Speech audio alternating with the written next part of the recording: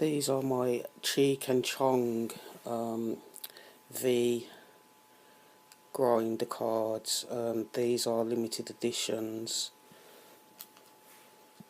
To show you how they come in a case, which is cardboard.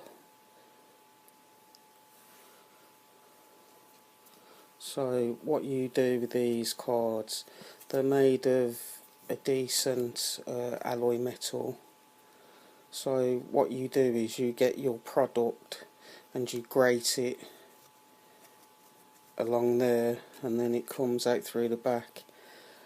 I've personally used this one the most. I haven't used the other two, and it grinds a certain product up really fine. This is another one. This is a really good one.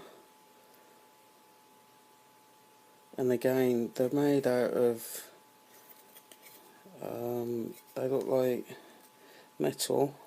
It's like a cheese grater at the bottom, which really does the job. So I just put that like that.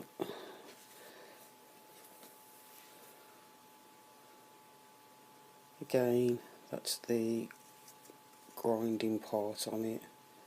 So yeah, that's my Cheech and Chong V grinder cards.